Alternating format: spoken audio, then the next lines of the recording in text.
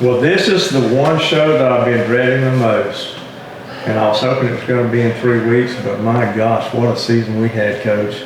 I mean, 12-1. Yeah. And had opportunities. It just wasn't our time. Mm-hmm. Yeah.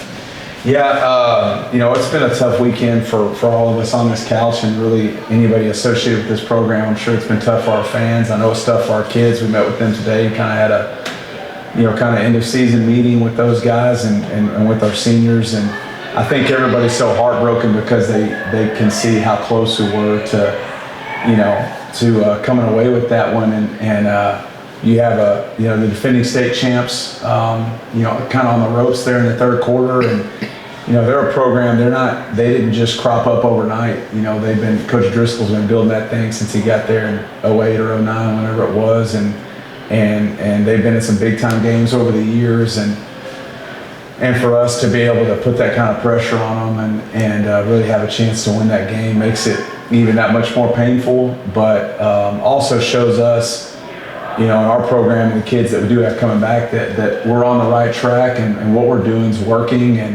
And so, for us, it gives us a lot of fuel going into the off season to build on what we started, 11 months ago and what can happen if we just double down on these things. And so, yeah, it was a tough way to lose, but, overall super proud of our kids and these coaches and all of our coaching staff for what we're able to do in this first year. Coach, something that pays dividends is when you watch the other team at the end of the game show the respect they show for our kids. Mm-hmm. Yeah, that was big. And again, hats off to Coach Driscoll and all of Malakoff. They were very complimentary of us when we're walking, shaking their hands. And he and I had some conversations after that game, and I know he did with Coach Kimbell as well. And he was very complimentary of our kids and our staff and our program. And so, that all that does little to kind of make you feel better about what happened, but it is encouraging. And again, we're just really proud of our kids. Coach, let's talk a little bit about some of the seniors we've got on the team. I mean, we're losing quite a few. Do you know what number-wise how many we're losing? Yeah, so we have 17 total.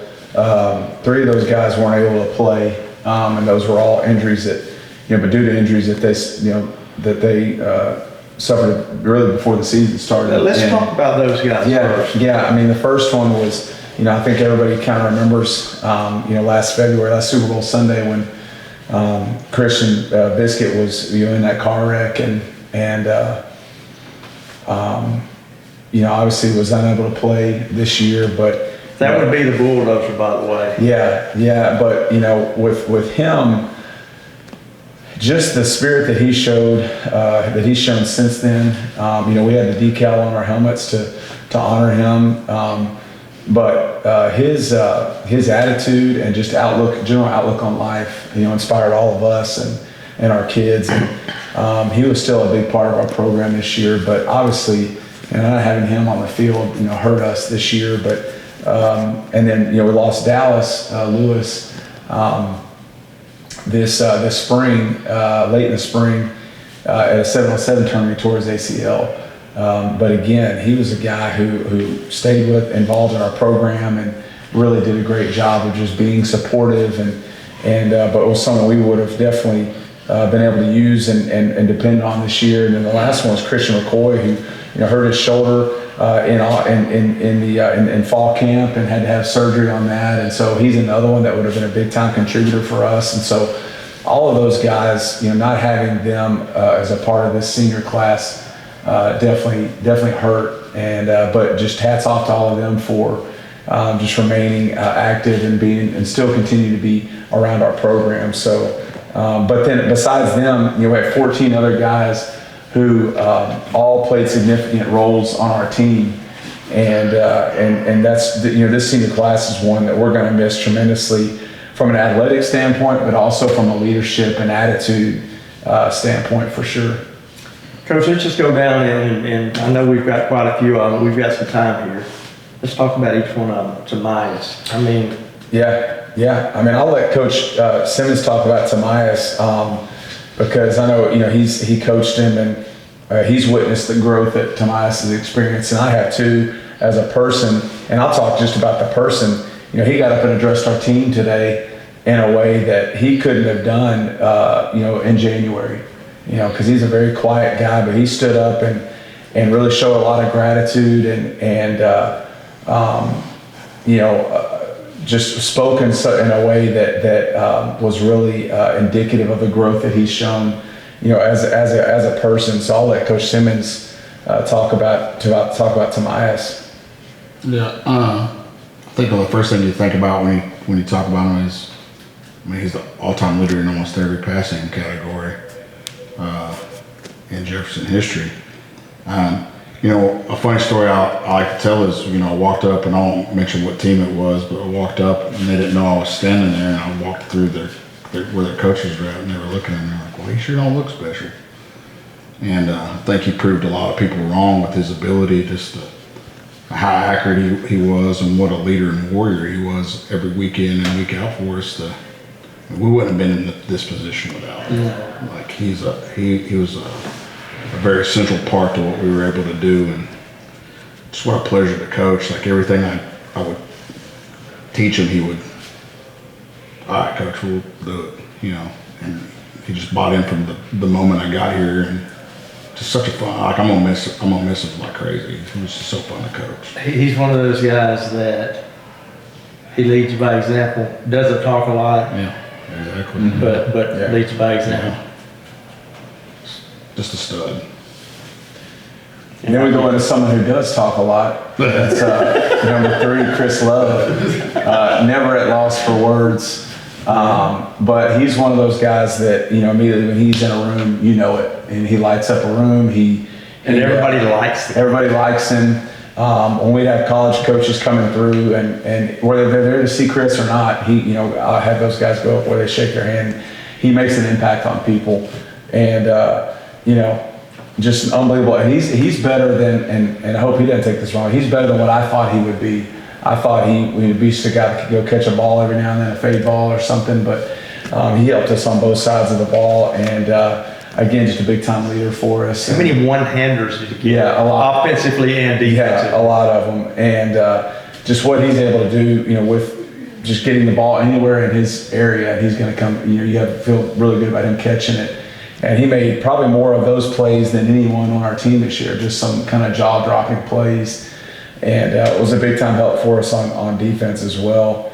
And I'm just going down this roster. Oh, yeah, okay. You bet. Another guy that was Kyrie Johnson, just an unbelievable person to be around, so much fun to be around, has a heart for other people, and has a way of making people feel really good about themselves. And I think if you were to ask our team, our guys on our team, he's one of those guys that everybody loves being around, and was just a very, underrated playmaker for us. But, you saw in Friday's game, had a touchdown and a pick 6 for us, and just one of those guys that we can always depend on, so super dependable. And then, you go to Cam, and what can we say about Cam that hadn't already been said? Laid his guts on the line for us, every week, and grew as a player and as a leader this year. And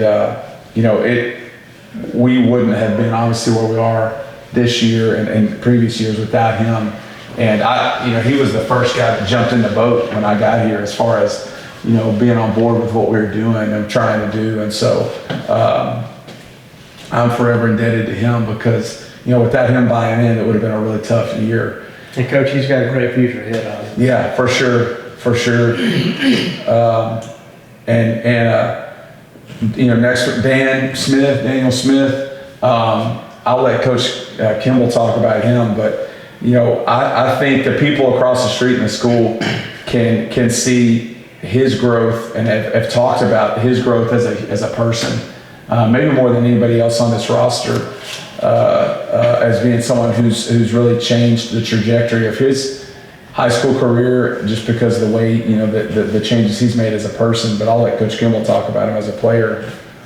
Dan, he was such a pivotal player for us on the defensive side, a very good impact player for us. But for him to buy in to what we were preaching to him about staying in the games and making sure that he keeps up with his grades and everything. He's bought in totally, and he was such a good player for us. And again, Daniel's one of those guys that you like to move around on the field a lot. So he played multiple roles. He played about 4 or 5 different positions the whole year and never griped, never complained. And one thing that we all saw from Dan that he brought to the table was his effort. He never took a play off. And again, he's one of those guys that didn't talk a lot, but he played with his pads. He played by example, and everybody followed behind him. And so he's a guy that set the standard for us going forward. Of we've got to replace him, and we've got to find a guy that can do what he was able to do. I think from just looking at it from my standpoint, I have to practice against him every day. So a physical tone setter. Yeah. Mm-hmm. And so he didn't like going half speed at all. I mean, he really didn't know how to. He went full speed at every and a lot of times we had to tell him slow down and stop, and because he will get tunnel vision, and he really didn't matter who was in his way, he was going to hit him. Yeah. He was going to bring all what he had with him, and so. And what kind of weight did he have? He was probably about $124. Yeah. So he hit like he was soaking wet, but he would throw every single piece of his body at you, and so he's such an impact player for us, and so we'll definitely miss him. You know, Coach, that's one of the things also. We didn't have a lot of giant men on our team this year. No.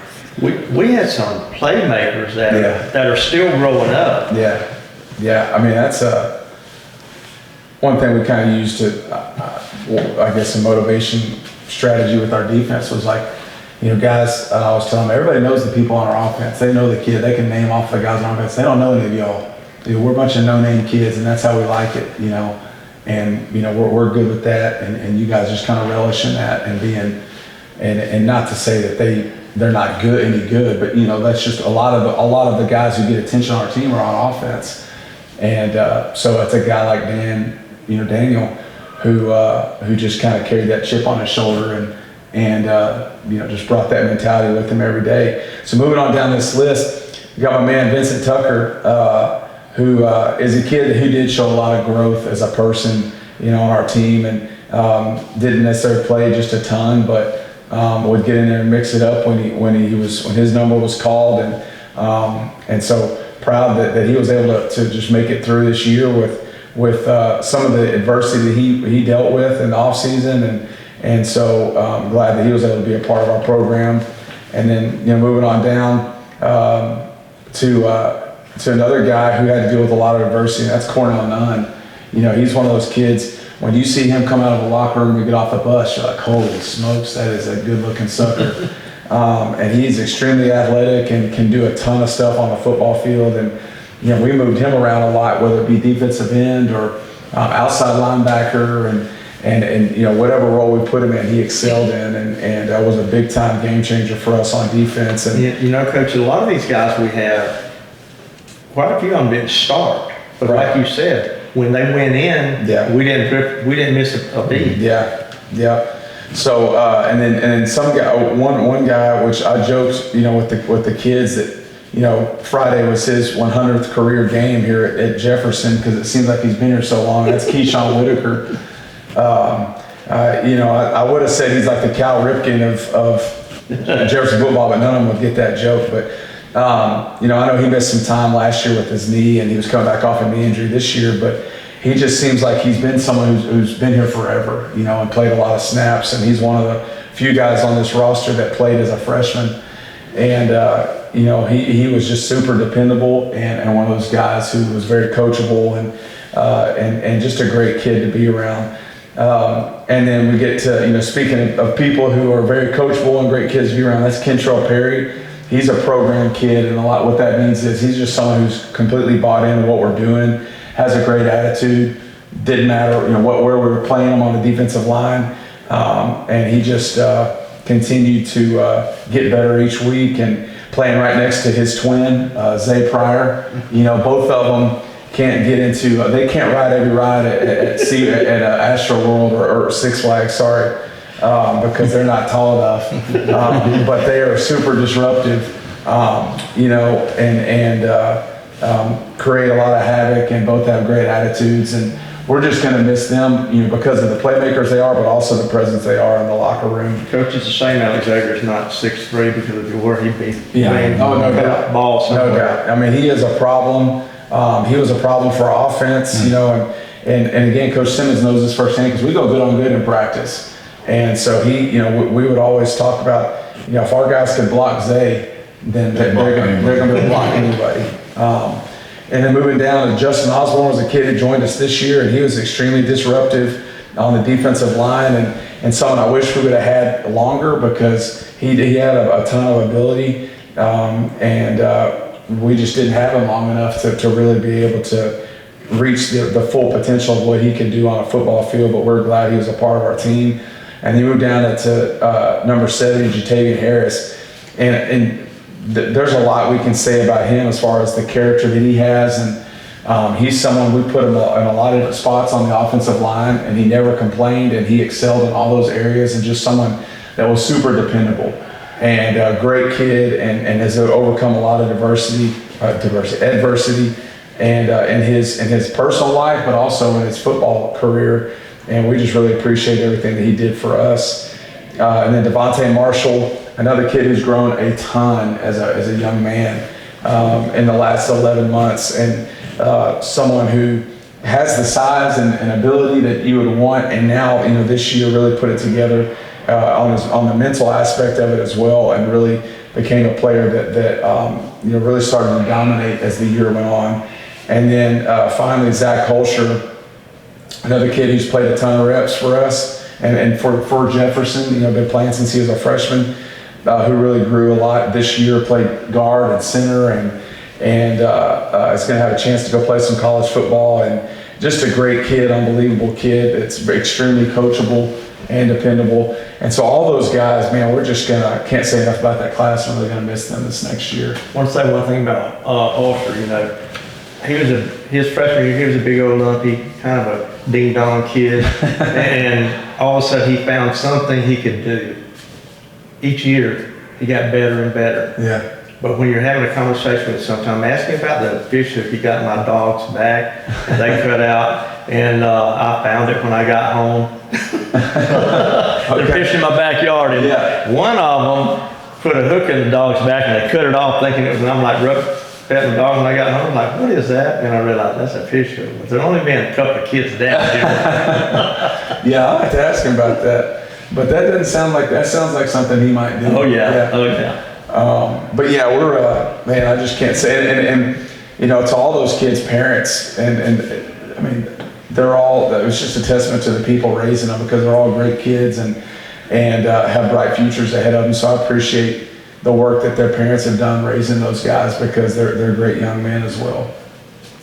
Coach, overall, you've got some great kids coming back as well. We're going to miss, when you say Tomias and Cam and Holscher and really all of those seniors, they were leaders not only off the field but on the field, and they all put forth an effort to get us to where we are right now. We're going to miss them all.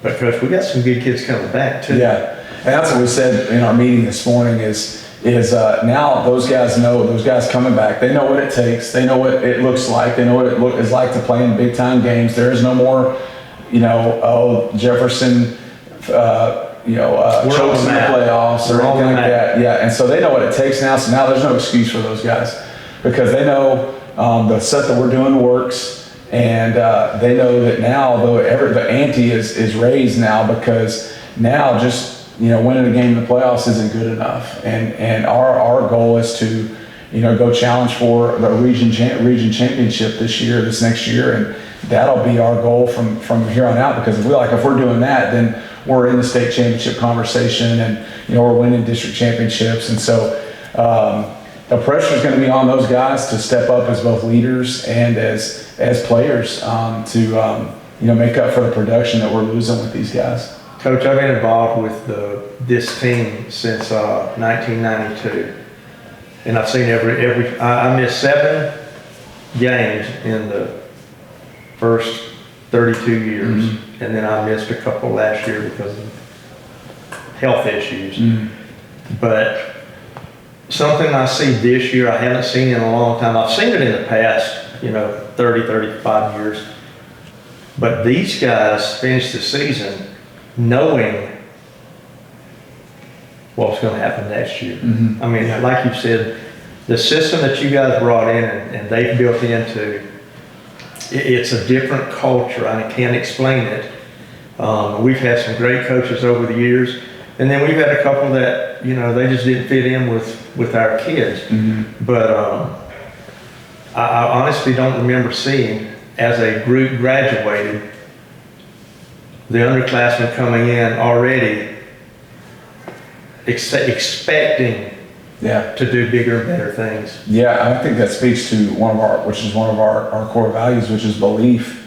And when we're doing all these things the right way, and it starts with relationships, and then we're measuring success and growth. That's how we measure success. And then we have the discipline in place. When you're doing all those things, it's going to lead to a ton of belief in what you're doing. And so now I think, like I told them this morning, when those seniors signed on, the house wasn't built.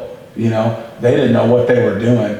And now the thing is, and it's not finished, but they can see the underclassmen have the blueprint in place, and so there is no excuse. And they know what it takes. And I think they have that belief now that, okay, this is what we got to go do. And now we have a complete staff, and that we can have a complete off season. Whereas last year we're kind of piecing this thing together as we're going, as coaches are coming in and things are changing and all of that. There is no more of that. This year we're able to roll and hit the ground running. Starting now. Coach, let's talk a little bit real quickly about the 7th and 8th graders. They're basically our recruiting classes. I think the 7th graders went undefeated this year, didn't they? That's right. 8th graders stumbled a little bit, but you've got some guys on both of those teams that once they get, I know you went abracadabra. They didn't see the magic trick when Coach Simmons disappeared. Yeah. These guys. That's right. Yeah. He had a class he had to go take care of. We got some. Yeah, we feel really good. I mean, and even going back to, we've talked about this year with our youth football program and those kids coming up. I mean, there's a ton of reason to be optimistic about the future of Jefferson football. I mean, the athletes are here, and starting with that 7th grade group, they're extremely talented, and I think the thing that strikes me the most about those kids, and Coach Kimbell can talk about this too, is those guys love playing football, which you would think is kind of like a no-duh type thing to say, but not all groups of kids just love playing football. There's a lot of people who like the idea of being a football player. When it comes time to practicing and putting in the work, then they're not so much about that. But those kids love playing football, love getting coached, and so I think that's a big reason why they're so successful, and they're very talented. And in the 8th grade group, they have a lot of growing left to do, but there's some players in that group that we're going to be able to use, and maybe even as soon as next year, but definitely in the coming years, that we're gonna be able to depend on those guys, and there's a ton of optimism coming out of those groups, and I'm sure Coach Kimbell is seeing it too, and I'll let him kind of speak on it as well.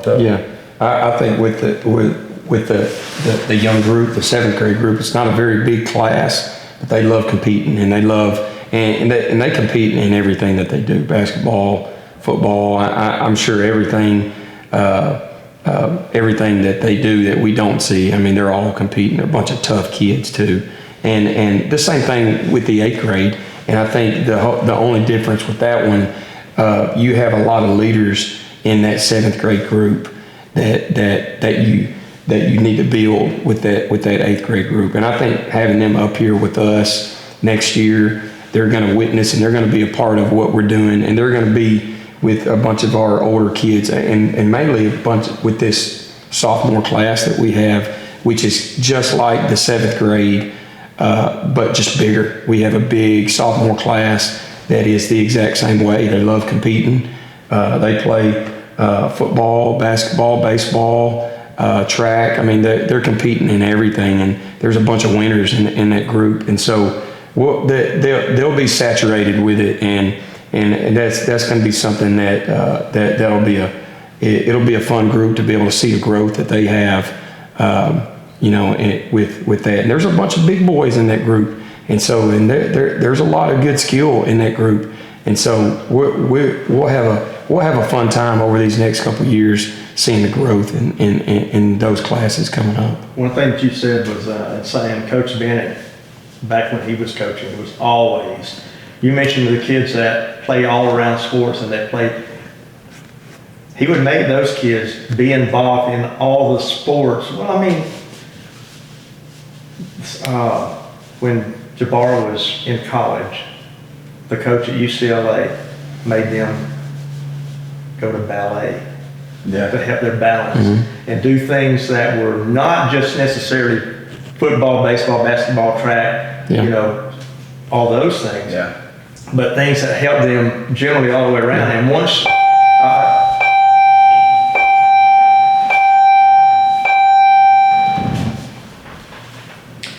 I keep going back to one of the core values that you guys brought in was discipline.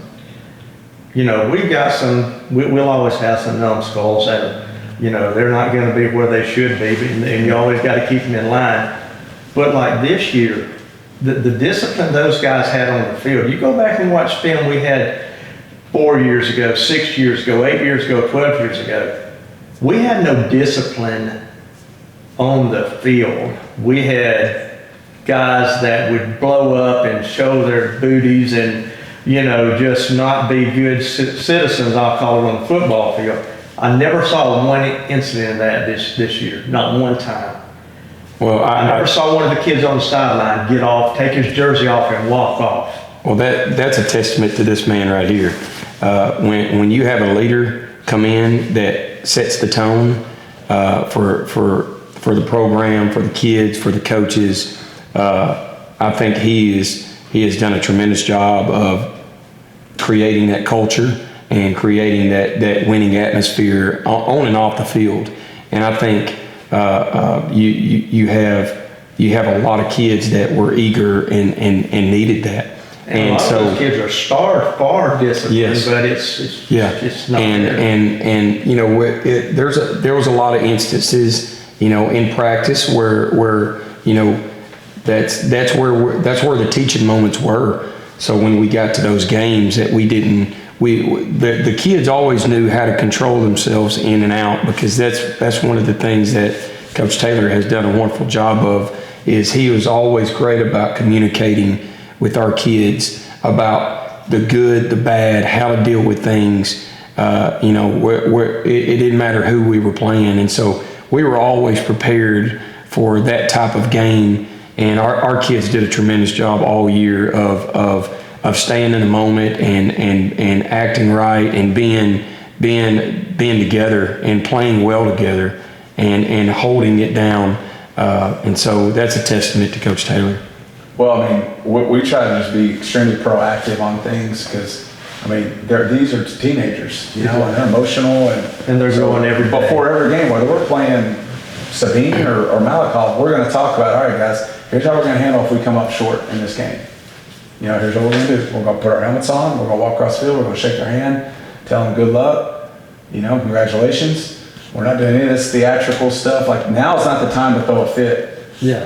If you want to throw a fit on Monday in practice, when it's not looking right. But now is not the time to show everybody how upset you are. And we talk about, all right, when we win this game, and that's always the thing. I would always say if we lose, but then I'd say when we win this game, we're going to put our helmets on, we're going to walk across the 50, we're going to shake their hand, tell them good, great year, congratulations on an awesome season, and we're going to go circle up on the 20 and talk about, and celebrate together. And so I just think being proactive instead of reactive, because otherwise you can't get upset with them when you haven't had those conversations. And so we try to just be proactive in all those things and walk through scenarios so that when they inevitably do come up, we've talked about, how we're going to respond to those times.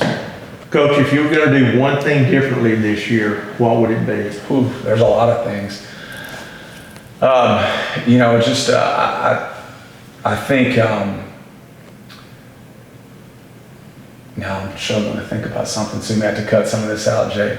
But I think, That's okay. yeah. I think one of the things that I have to be better at is trusting these coaches, because we do have an unbelievable coaching staff, and delegating more and allowing them to do more, because again, we have some game changers on our staff, and letting them take more ownership in some things would be something that I need to do, and just learn to just let them, hey, it's okay for them to take this thing, and if it's not exactly how I would have said it or done it, but as long as it's getting done in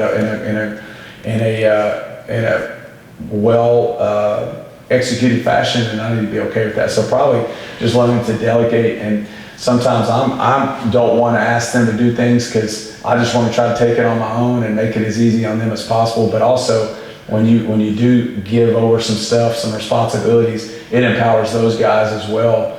And so that's probably one thing that need to look at for next year for sure. Coach Kimbell, same question. Well, I think that, it's a hard question to kind of answer. I mean, there's a lot of things that we would always change looking back, every single game scenario. I thought that our guys finding value in a lot of the kids that we had was very important.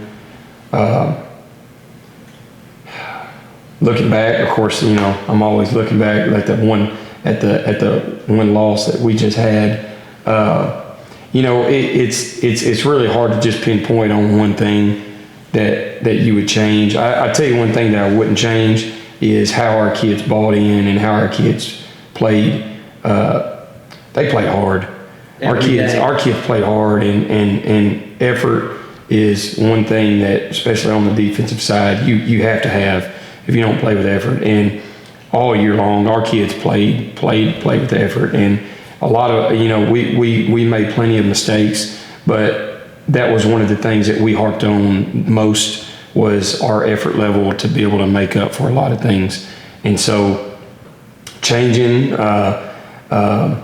I could change a couple play calls that I did, definitely, but I wouldn't change how our kids played at all. So, Coach, and we'll go defensively and offensively. Coach Simmons is not here, but you are.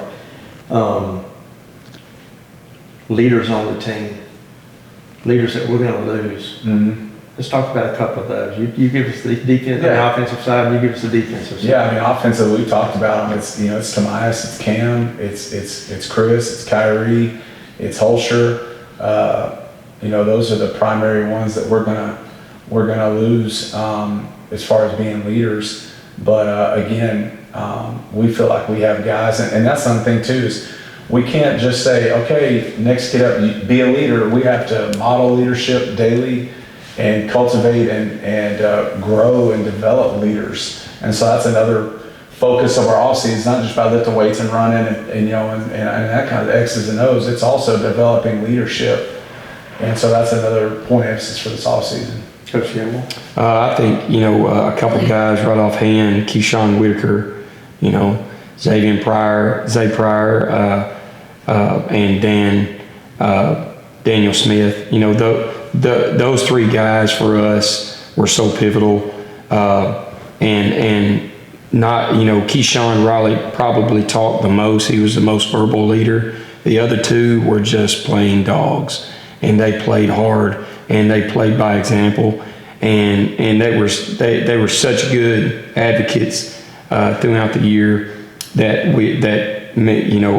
we try to push other kids to emulate them and grow them within the season. And I think it takes that process of seeing that and getting those young kids to play with that same type of passion. And not everybody's going to be a talker, and I don't think you try to look at kids and see what they're great at, see what they're good at, and let's try to get better at the things what they're really good at. And so those three guys, of course, Kentrell Perry, he's going to be a hard one. Cornell Nunn. We've got a lot of guys to replace, but those three were very pivotal to us all year long. Coach, we've got some silent assassins on the team, and two of them were here last week. Turkey doesn't say much. Thor doesn't say much. Yeah. But they say what they need to say with their athletic abilities.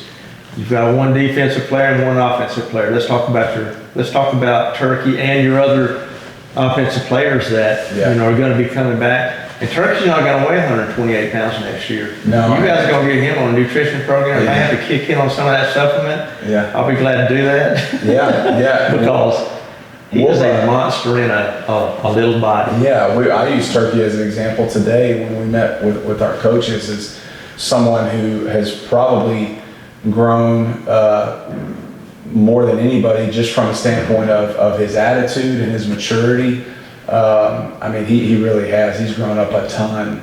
And I think that's, again, he's looking at those guys in front of him, those senior guys, of how to handle success and failure. And so he's grown tremendously.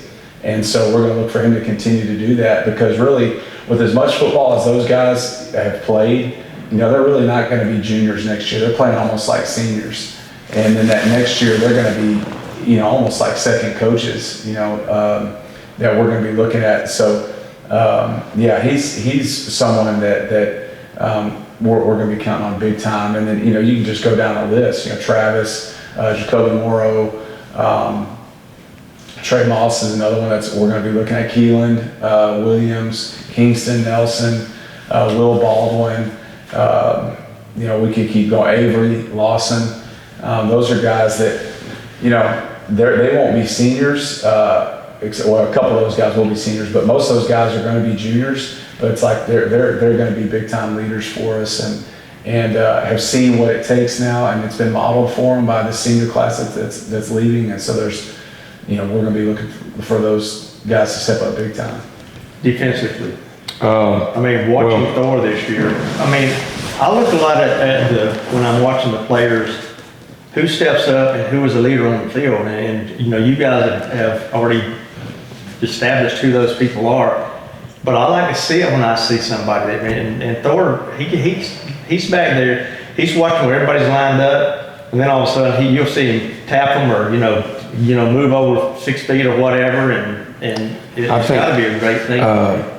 Coben is definitely he's one of our best leaders on the team, but he's one of our best leaders on defense also. He doesn't talk very much, but what he says and when he says whatever he says, the kids listen to him, and his football knowledge is far above a lot of other kids, a lot of other people. He's a very smart, intuitive player, great instincts, and he's going to be one of those guys that we're going to be talking about, 2 years from now that's going to have played 40-something games, 40, 50-something games. And so he has definitely grown up this year. I knew he played, last year. He had to play, come up, all this stuff. But his level of play is definitely up there. He's gotten a lot better as far as getting other people involved, of knowing what I want him to look at, and getting other people lined up and all this other stuff. But he's in a class that we've talked about before. Him being a sophomore, he doesn't play like a sophomore. He didn't play like a freshman last year. And he's a grown man. He's done such a great job all year long of just getting better and better and better. And he is our leading tackler on the team. He has done a tremendous job with that. And but he's got good guys around him that are coming back also. We've got Dale Brown, who played Mike backer for us. You got Caden Parrish, who played all year at outside backer. Then you've got Lamarion Douglas, and you've got Chance Washington. We've got guys on the back end and at linebacker, and you got Aaron Ballard up on the front end.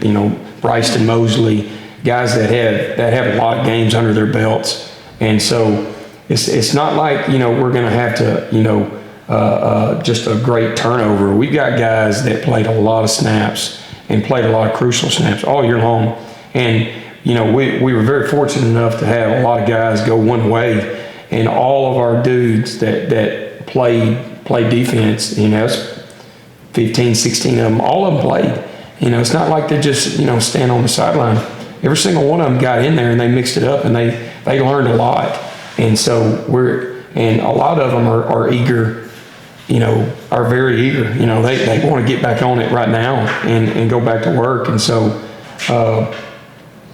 but having Coben back there is definitely great for us, and it's great for the Bulldogs.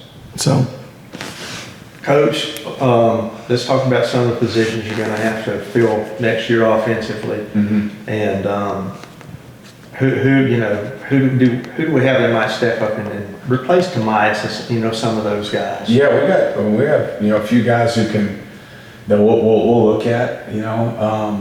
Chance Washington's a kid who played backup quarterback.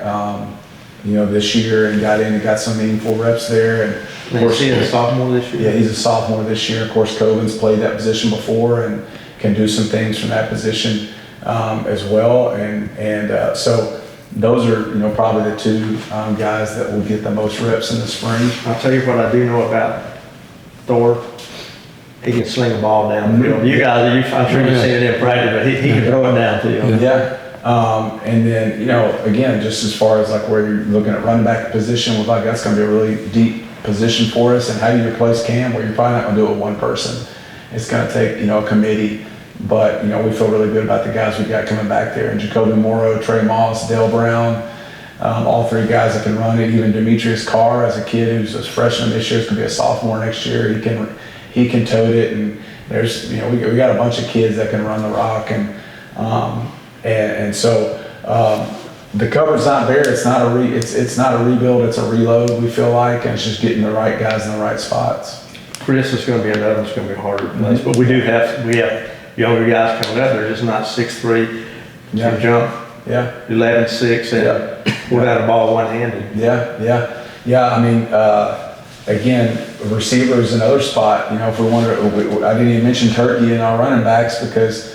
We could keep him at running back and play him at wide receiver also. You still got Travis Gray, and you still have Avery coming out of from his H-back position to catch balls. And another kid that people don't know about yet really is Marquise Chambers, who had a great year on JV for us, and we moved him up in the playoffs. And he's a kid who can.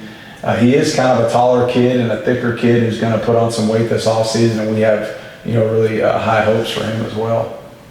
Defensively, well, it's kind of we've got a lot of guys coming back on the back end. We really only lose a few players. Having Dan Smith, you lose him. You lose a Chris Love that comes in, but we've got guys. T-Mac, he's coming back. He played a lot of crucial snaps towards the end of the year. We've got guys. Vontae Black, he's going to be a really good player for us. Dimitri Carr, he's going to step up. He's going to be a good player for us, and he's kind of a guy that can play linebacker. He's a skilled guy, but he can play linebacker, DB a little bit. Lamarion Douglas. You got Chance Washington. We've got guys that had played a lot.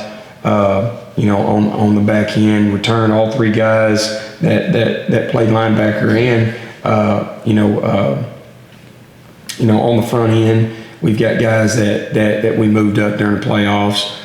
We've still got Aaron Ballard that he comes back. He played defensive end for us. Bryson Mosley, he played nose guard, 3 tech. Is he a freshman? He's a freshman. Yeah. And what's funny is I just found out who his mom was the other day. She was one of the kids that was on my softball team when I was helping with softball, and just a good family. You know, his uncle was a great tailback. He's a great kid. He's a wonderful kid and has a great work ethic.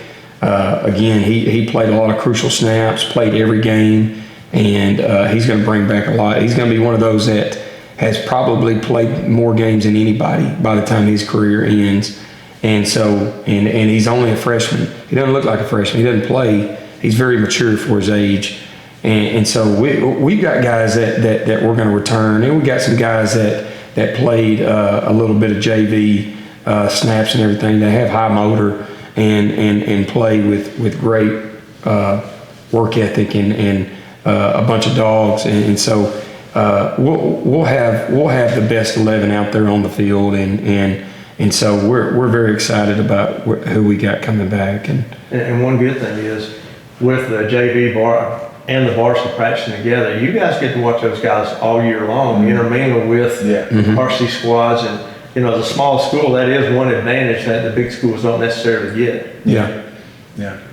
Coach, if you had one thing, did I ask you this already, one thing to do differently this year? Yeah, I must not have answered it right. You must be. Was it pay you and Bobby more for your Friday nights? Well, that would be nice. Yeah, that would be.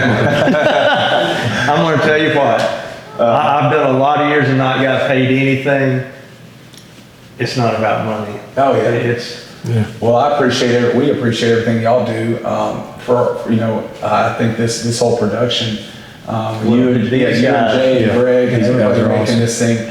Because I have family that lives far away and they watch every week, and I know that's the first thing that our guys do is when they get on the bus, on away games, the first thing they're doing is they're pulling it up. I mean, they already know you did miss that block, or you did catch it. They're watching it on the bus ride back, or when we're home games, as soon as they get back here, they got it up on their phone and they're watching it, and that's a big thing for them to be able to go back and see that, and it is for us as well, and to be able to watch those games, and then having this set up like we're doing here, Friday night's game's the one that's playing on our TV in here, definitely on Monday and Tuesday. And so I'm just so appreciative of all the work that you guys did highlighting our kids and making that a big deal this year. Coach, and I've seen this several times in the last 35 years. All of a sudden, the pride of the community is here. And that comes from one place. That's the guy sitting at the top of the mountain looking down and says, what are we going to do to get them all together?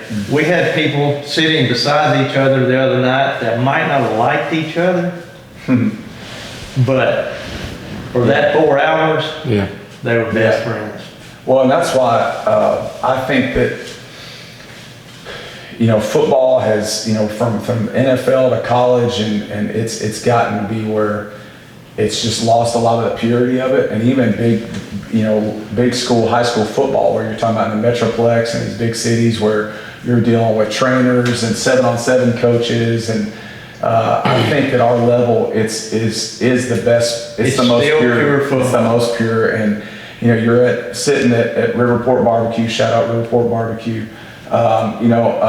And people are coming up and telling how excited they are about the upcoming game and asking about kids, or I'm at Brookshire's here, and the guy stocking the shelves is asking about the game, and they're excited, and all of that, just being out in the community and people excited to see that makes it a lot of fun, and makes it worth it, and so to be able to get the community excited about what we have going on is it makes it a lot of fun, and so we're glad that we can do that and build something that the community can be proud of.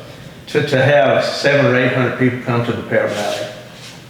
Yeah, that's the first time I've seen that large number at a pep rally in the last 35 years. Yeah, now, we've had some big ones, but no, everybody was there. Yeah, and that's a big, again, while we're shouting people out, Carrie Schwartz and April Johnson, and I shouldn't even start naming people because with the moms. There's so many, and some dads jump in, but those two and many more that you can't list them all and name it because you forget some of them. Well, I'll tell you, the mothers are the backbone of it all. They do an unbelievable job, and of promoting things and getting people involved. And, of course, BG Foster's been big this year as well, and super supportive and fed our team. And,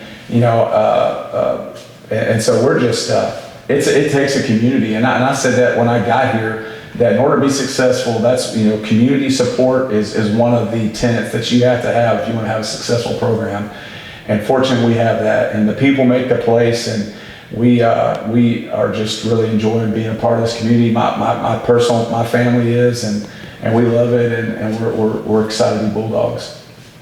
So, Coach, we got to hang our helmets up now. Yep. And get out the bats and the golf clubs and the basketballs Yep. and the softballs and track. We're gonna do it all. The basis of a lot of the athletes, it starts right here from that program, because it's an all-around program. When your basketball players can play football, when your baseball players can play football, when your track stars can play football, it just enhances the program all the way around. Yeah, it's just the way that, and that's what I told the guys who are getting ready to go to basketball today. I said, hey, the things that we talked about here, our culture here, it needs to transfer across the street. I said, the standards don't change because you're going from one athletic team to another team. We're all part of the Jefferson Bulldog athletic program. The standards are the same, the expectations are the same. So don't think that you're going over there and you can kind of do your own thing or forget what we've learned here. I said, most of our basketball team is football players. So I said, you guys know what it takes. Like that thing should look like a miniature version of our football program as far as the culture goes and how that thing should be led. I know Coach Dow is going to do a great job, and he has been for a long time. And won state championships when he was there. That's right. So anyway, but yeah, we're looking forward to our winter and spring sports and going through all of them with girls and boys basketball and powerlifting starting when we get back from Christmas, and then track starting up pretty soon after that, and golf, and it's going to be and softball and baseball. It's going to be a great semester, and we're looking forward to that. Maybe in the next week or two, we'll come back and do a little bit about each one of the sports and have the coaches that are going to be involved. For sure. You're going to be playing croquet, I understand. Oh yeah. Coach Kimbell's double dipping, doing some. He's golf and track, so he's going to be busy in the spring. Coach, and we touched base on it earlier, but explain to the audience out there what is so important for a baseball player to play football and vice versa. Yeah, I just think it makes them all sports. Yeah, a well-rounded athlete where they're using different skills and different, just in different environments where it challenges them in different ways. I mean, football is going to challenge a baseball player in different ways, and they're going to use different skills, different muscles that they wouldn't normally use. And I think that being able to do more things makes you tougher physically and mentally, and just exposes you to different situations. There's a lot more.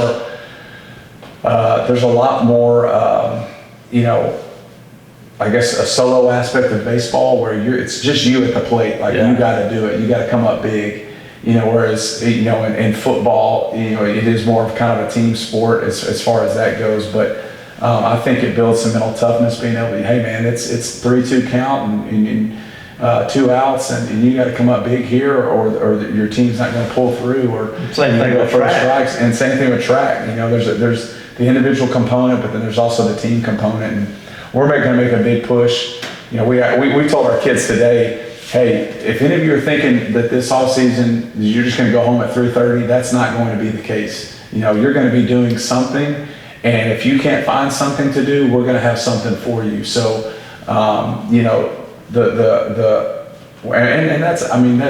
that shouldn't be a shock to anyone.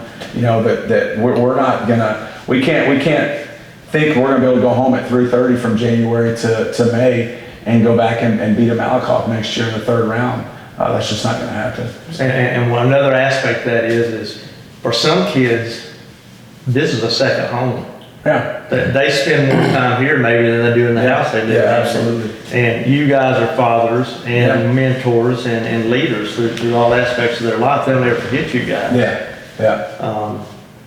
We're gonna come back and do all the sports in a week or so. When Jay gets ready, he'll let us know, Yep. like he always does. And I have to tell you, Jay, to everyone in Marion County and the other 5,000 people that are watching, your Longhorns beat my Aggies. Congratulations! I hope you win a national championship.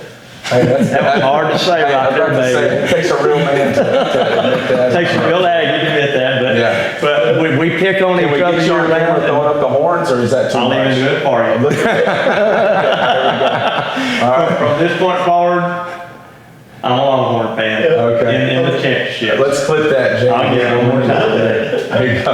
Anything else, Coach? I think I will say this, and just again speaking to those people who watch and tune in, I just very appreciative of all the fan support, and just know that again our goal is to put a team and a group of kids out there that represent this community and this county and this town, and we take that responsibility extremely seriously, and we're so appreciative of the support that we got this year. I want to continue to encourage everyone to get out and support our spring teams, our winter sports teams, and again, because what we talked about when we got here, we're not about building a football team; it's about building an athletic program. And so now it's time to pour that support into these other teams, and because it's still our kids, and so looking forward to seeing all of our fans at all of those events this winter and spring. Coach Kimbell?